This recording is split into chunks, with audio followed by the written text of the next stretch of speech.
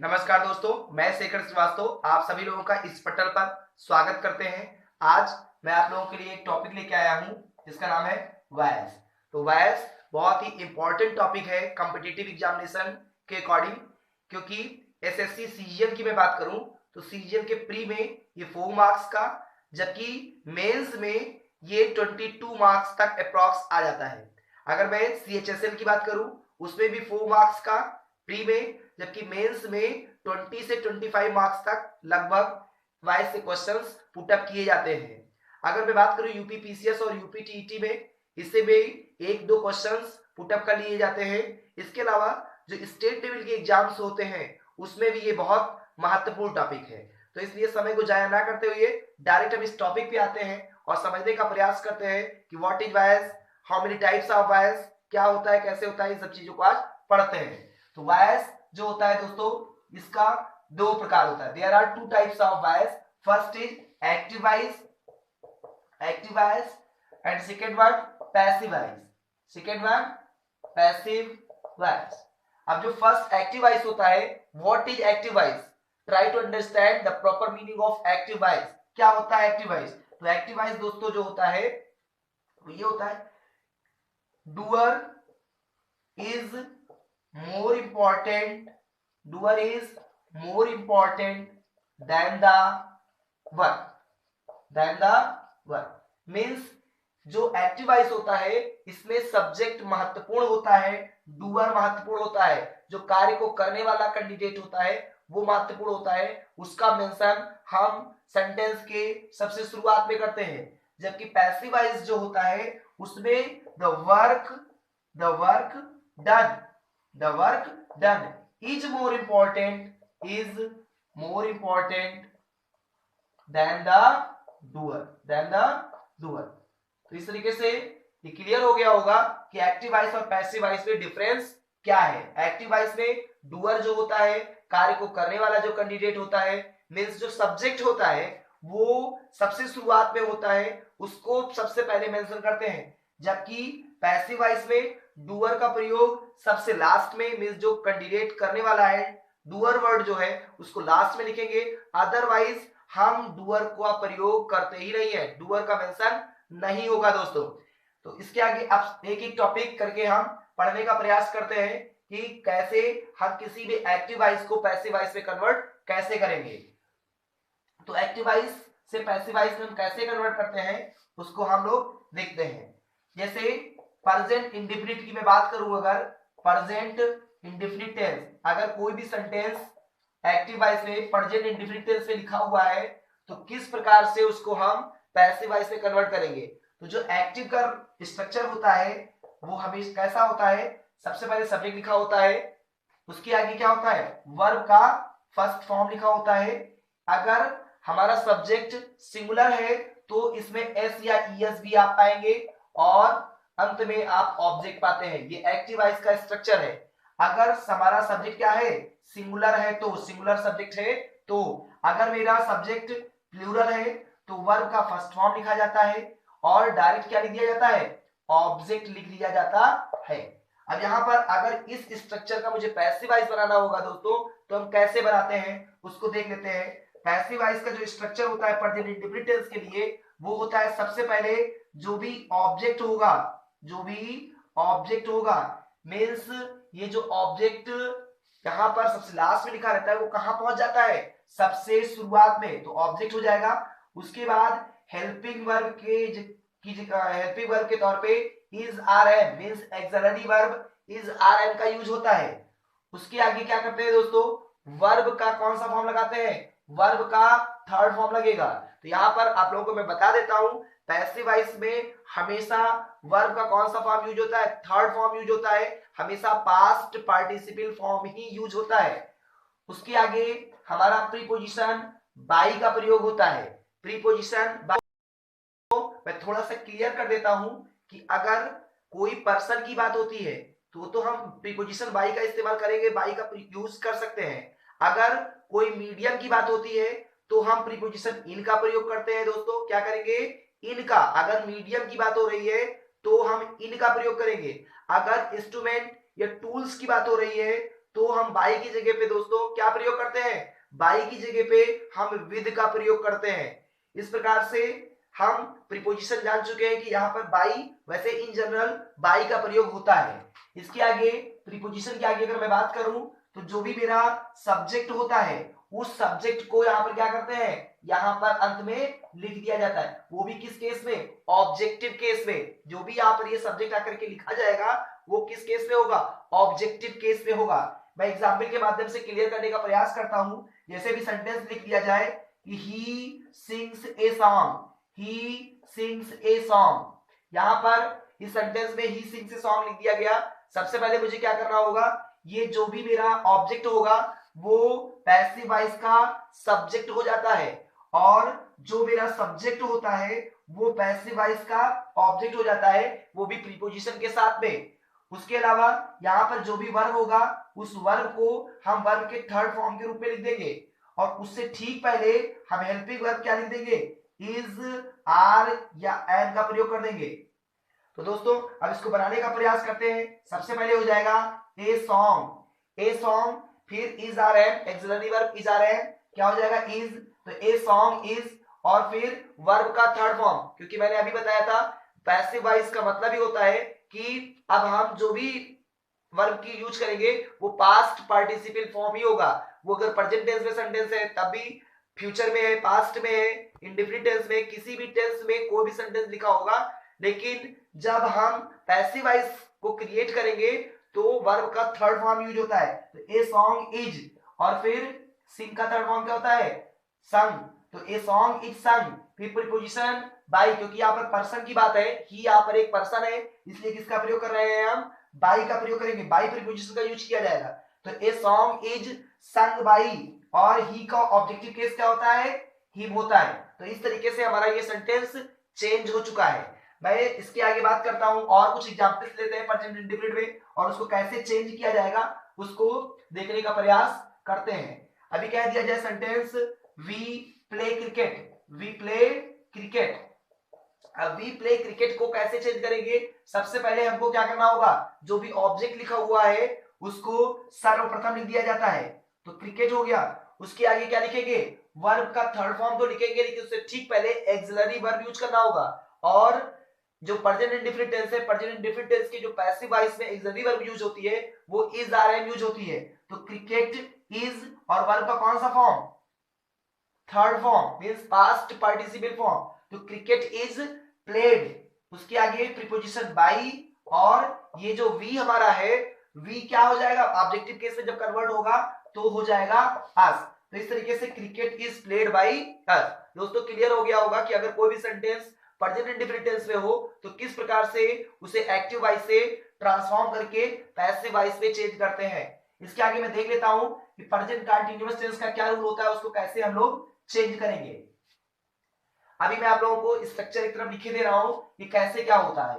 यहाँ पर दोस्तों जान लीजिए आप लोग, अगर प्रेजेंट इंडेफिनिट टेंस में वाक्य है, प्रेजेंट इंडेफिनिट टेंस में, तो क्योंकि यहाँ पर वर्ब का फर्स्ट फॉर्म लिखा होगा, या तो इसमें क्या जुड़ा होगा, यस या ईएस जुड़ा होगा।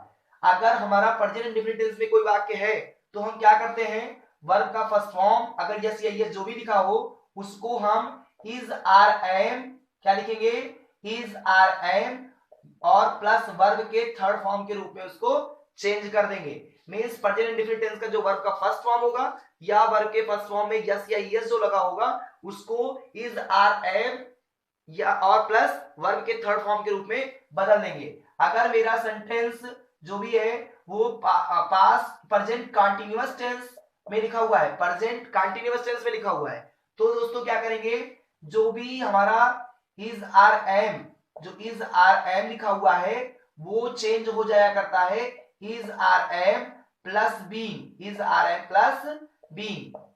और वर्ब का कौन सा फॉर्म यूज होगा, क्योंकि यहां पर जो भी वर्ब होता है वो कौन सा फॉर्म होता है, वर्ब का आईएनजी फॉर्म होता है, लेकिन पैसिव में हमेशा इसको किसमें चेंज कर दिया करेंगे, वर्ब के थर्ड फॉर्म के रूप में चेंज हो जाएगा।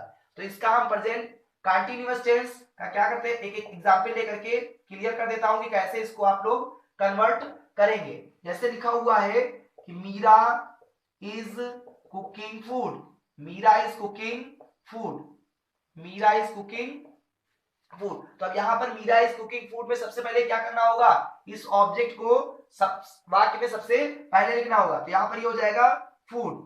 उसके आगे मैंने क्या बताया कि जो इज आर एम अगर आएगा तो वो इज आर एम किस में कन्वर्ट हो जाएगा, passive voice. Is are am जो होगा वो कन्वर्ट हो जाता है is are am plus being में, और वर्ब का एनजी फॉर्म किस में चेंज हो जाएगा, वर्ब के थर्ड फॉर्म में। तो food is being, food is being, फिर वर्ब के आईएनजी फॉर्म को किसमें चेंज कर दिया जाए, पास्ट पार्टिसिपल फॉर्म में। क्या हो जाएगा, फूड इज बीइंग कुकिंग। फिर प्रीपोजिशन बाय का इस्तेमाल करते हुए हम जो भी सब्जेक्ट होगा उसको क्या करेंगे, लिख दिया करेंगे। अगर मेरा यहाँ प्रोनाउन है तो उस प्रोनाउन सब्जेक्टिव केस में लिखा होगा, लेकिन जब हम उसको ऑब्जेक्ट के तौर पे पैसिव वॉइस के लास्ट पे लिखते हैं तो वो ऑब्जेक्टिव केस में लिखा जाएगा। जबकि अगर कोई नाउन होगा तो नाउन का कोई ऑब्जेक्टिव केस नहीं होता है। तो शायद आप लोगों को क्लियर हो गया होगा कि किस प्रकार से प्रेजेंट कंटीन्यूअस टेंस के वाक्यों को एक्टिव वॉइस से पैसिव वॉइस में ट्रांसफॉर्म करते हैं। अब मैं बात कर लेता हूं, अगर कोई सेंटेंस प्रेजेंट परफेक्ट टेंस में लिखा हुआ है, present perfect tense, present perfect tense में जो एक्टिव वॉइस होता है उसमें हैज हैव हेल्पिंग वर्ब का प्रयोग होता है, और वर्ब का third form means past participle form का प्रयोग होता है एक्टिव वॉइस में। अगर हमको इसको पैसिव वॉइस में कन्वर्ट करना है तो ये दोस्तों किसमें हो जाता है, हैज हैव प्लस बीन का प्रयोग कर दिया करेंगे। किसमें, हैज हैव को किसमें चेंज कर दिया करेंगे, हैज हैव बीन में, और वर्ब का थर्ड फॉर्म ही यहां पर यूज होगा, क्योंकि एक्टिव वॉइस में भी प्रेजेंट परफेक्ट टेंस में पास्ट पार्टिसिपल फॉर्म का यूज होता है, जबकि पास्ट प्रेजेंट परफेक्ट टेंस में जो पैसिव वॉइस होता है उसमें भी पास्ट पार्टिसिपल फॉर्म का यूज होता है। तो एक एग्जांपल इसका भी देख लेते हैं, प्रेजेंट परफेक्ट टेंस को कैसे कन्वर्ट करेंगे हम पैसिव वॉइस में। इसको दोस्तों present perfect tense, present perfect, जैसे सेंटेंस लिखा हुआ है the players have played hockey, the players have played hockey. अब यहां पर जो सबसे लास्ट में जो हमारा ऑब्जेक्ट होता है उसको क्या करते हैं, सर्वप्रथम लिख लिया जाता है। क्या हो जाएगा, हॉकी हो जाएगा। उसके आगे हमने बताया कि हैज हैव की जगह पे क्या हो जाता है, हैज हैव बीन हो जाता है। तो हॉकी हैज बीन, इस हैव को किसमें चेंज कर दिए, हैज हैव बीन में, तो हॉकी हैज बीन। फिर वर्ब का थर्ड फॉर्म यूज होता है, क्योंकि एक्टिव वॉइस में भी प्रेजेंट परफेक्ट टेंस में थर्ड फॉर्म यूज होता है, और पैसिव वॉइस में भी प्रेजेंट परफेक्ट टेंस में past participle form means third form use होता है। तो यहाँ पर क्या हो जाएगा, ये प्लेड ही रहेगा, यहाँ पर भी थर्ड फॉर्म और यहाँ पर भी ये थर्ड फॉर्म है। तो हॉकी हैज बीन प्लेड, फिर प्रीपोजिशन का प्रयोग करेंगे बाई का, और ये जो भी हमारा नाउन अगर है तो एज इट इज लिख दिया जाएगा। अगर ये प्रोनाउन होता तो इसको हम ऑब्जेक्टिव केस में बदल करके फिर उस वर्ड का यूज करते। यहाँ पे द प्लेयर्स लिखा हुआ है दोस्तों, क्या हो जाएगा, द प्लेयर्स हो जाएगा, द प्लेयर्स हो जाएगा। तो इस तरीके से आप लोगों को क्लियर हो गया होगा कि प्रेजेंट परफेक्ट टेंस का जो एक्टिव वॉइस होता है वो किस प्रकार से पैसिव वॉइस में चेंज होता है। आप लोगों को मैं बता दूं कि टोटल 4 ऐसे टेंस हैं जिसके पैसिव वॉइस नहीं बनते हैं। एक प्रेजेंट परफेक्ट कंटीन्यूअस, दूसरा past perfect continuous, future perfect continuous और फ्यूचर कंटीन्यूअस। इन 4 टेंसों का पैसिव वॉइस नहीं बनता है। तो हमने आप लोगों को बता दिया है यहाँ पर प्रेजेंट इंडेफिनिट टेंस को कैसे चेंज करेंगे।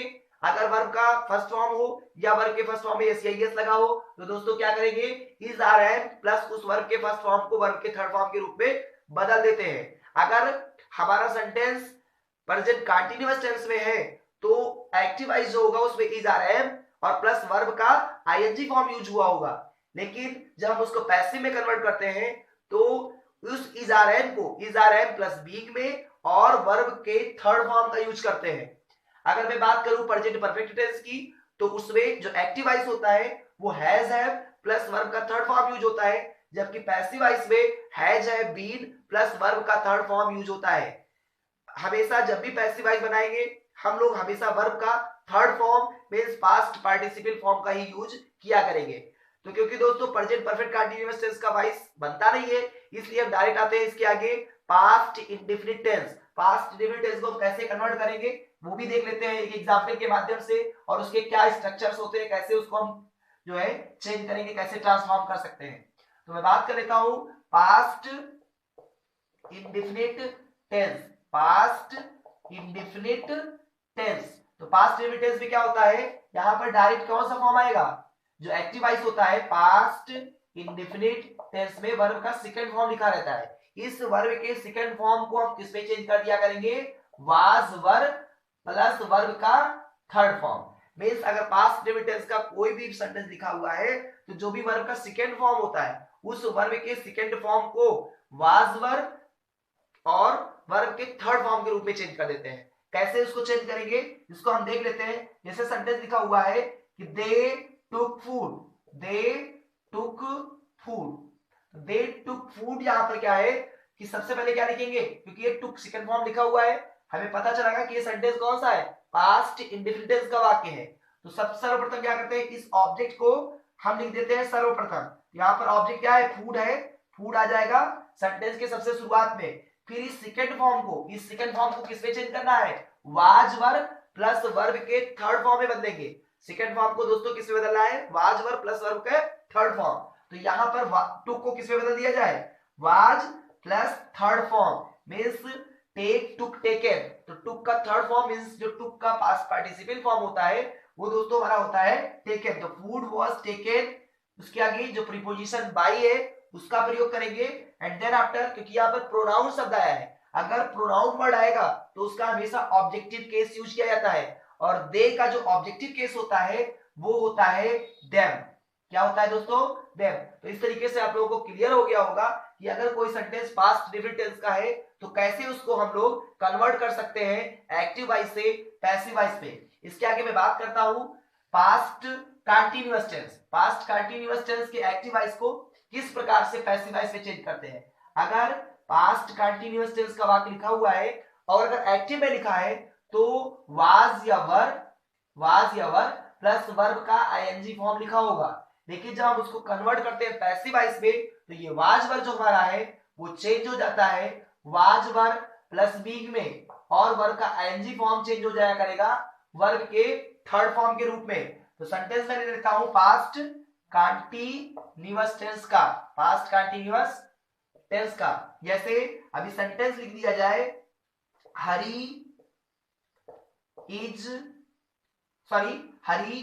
was eating apples, Hari was eating apples। अब इसको मुझे कन्वर्ट करना होगा किसमें, पैसिव वॉइस में। कैसे करेंगे, जो मेरा ऑब्जेक्ट होगा वो सबसे पहले आ जाया करेगा, तो एप्पल्स, और इस वाज वर्ब को किसमें चेंज कर देंगे, वाज वर्ब चेंज हो जाएगा वाज वर्ब बीइंग में। तो क्योंकि यहाँ पर जो सब्जेक्ट के तौर पे अब एप्पल्स यहाँ ऑब्जेक्ट था एक्टिव वॉइस का, लेकिन अब क्या हो चुका है, वो सब्जेक्ट के तौर पे यहाँ पर हम पैसिव वॉइस में लिख रहे हैं। तो इसके अकॉर्डिंग ही हम लोग helping verb means auxiliary verb का प्रयोग किया करेंगे। तो एप्पल्स क्योंकि प्लूरल वर्ड है इसलिए इसके साथ जो भी हम एक्सिलरी वर्ब यूज करेंगे वो प्लूरल एक्सिलरी वर्ब का ही प्रयोग होगा, प्लूरल हेल्पिंग वर्ब का ही प्रयोग होगा।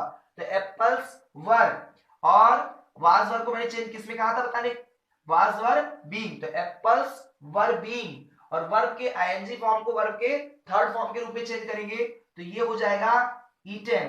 तो apples were being eaten, preposition by, और जो भी यहाँ पर डूअर है जो सब्जेक्ट है उसको एज इट इज यहाँ पर हम लिख देंगे। तो ये हो जाएगा apples were being eaten by Hari. तो शायद दोस्तों शायद आप लोगों को क्लियर हो गया होगा कि अगर कोई भी सेंटेंस पास्ट कंटीन्यूअस टेंस का है तो उसको कैसे कन्वर्ट करेंगे। एक्टिव वॉइस में जो वाज वर्ब होगा और वर्ब का आईएनजी फॉर्म होगा वो was verb being plus past participle form के रूप में मींस वर्ब के थर्ड फॉर्म के रूप में चेंज हो जाता है। इसकी अगर आगे मैं बात करूं past perfect tense, past perfect tense का कैसे हम लोग किसी भी एक्टिव वॉइस को पैसिव वॉइस में कैसे कन्वर्ट करते हैं। Past perfect tense, past perfect tense. तो पास्ट परफेक्ट टेंस के पैसिव वॉइस को हम अगर हैड लिखा हुआ है तो इस हैड और वर्ब के थर्ड फॉर्म को हम लोग चेंज कर देते हैं, हैड बीन प्लस वर्ब का third form means active voice का जो हैड प्लस थर्ड फॉर्म होगा वो हैड बीन और थर्ड फॉर्म में चेंज हो जाया करेगा। जैसे मैं एक एग्जांपल ले लेता हूं, they washed the cloth, they wash the cloth. They wash the class. अब यहाँ पर हमको इसको कन्वर्ट करना होगा किसमें, इसको मुझे कन्वर्ट करना है पैसिव वॉइस में। तो पैसिव वॉइस में कन्वर्ट करने के लिए क्या करेंगे, सर्वप्रथम ऑब्जेक्ट को सब्जेक्ट के जगह पे लेके आएंगे, तो ये हो जाएगा हमारा क्लास। क्या हो जाएगा, क्लास। उसके आगे जो भी हैड लिखा हुआ है, sorry they had washed, they had washed, तो जो हैड लिखा होगा उसको हम किसमें चेंज कर देंगे, हैड बीन में। तो clothes had been, clothes had been पे वर्ब का थर्ड फॉर्म यूज करेंगे, क्या हो जाएगा, वॉश्ड।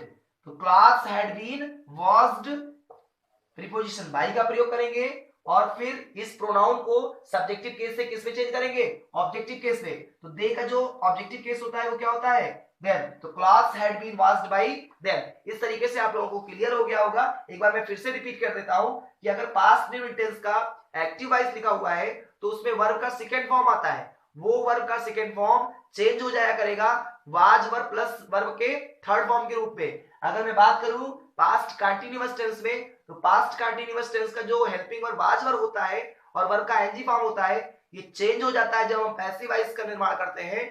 तो वाज वर्ब चेंज हो जाता है वाज वर्ब बीइंग में, जबकि वर्ब का ING form means present participle form जो होता है, वर्ब के आईएनजी फॉर्म को दोस्तों प्रेजेंट पार्टिसिपल फॉर्म बोलते हैं। तो ये प्रेजेंट पार्टिसिपल फॉर्म चेंज हो जाया करेगा पास्ट पार्टिसिपल फॉर्म में।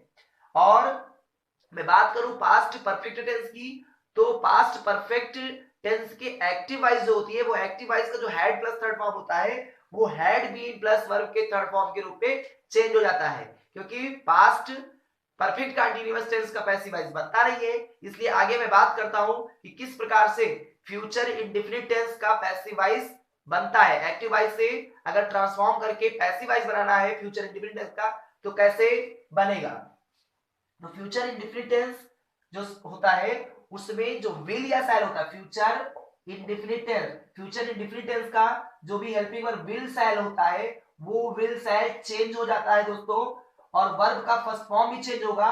तो विल शैल चेंज हो जाता है विल या शैल प्लस बी में, किसमें, विल शैल प्लस बी में चेंज हो जाता है, और वर्ब का फर्स्ट फॉर्म चेंज हो जाता है वर्ब के थर्ड फॉर्म के रूप में। यहां पर मैं एक एग्जांपल ले देता हूं फ्यूचर इंडेफिनिट टेंस के लिए। फ्यूचर इंडेफिनिट टेंस के लिए, फ्यूचर इंडेफिनिट टेंस जैसे कह दिया जाए the teacher will teach English, the teacher will teach English, the teacher will teach English. तो यहां पर जो हमारा ऑब्जेक्ट होगा उसको क्या करेंगे, सर्वप्रथम लिख देंगे विल और शैल चेंज हो जाया करेगा किसमें, विल शैल बी में, और वर्ब का जो फर्स्ट फॉर्म होगा उसको दोस्तों हम किसमें चेंज कर देंगे, वर्ब के थर्ड फॉर्म के रूप में चेंज कर देते हैं। मतलब वर्ब का first form past participle form के रूप में चेंज हो जाता है।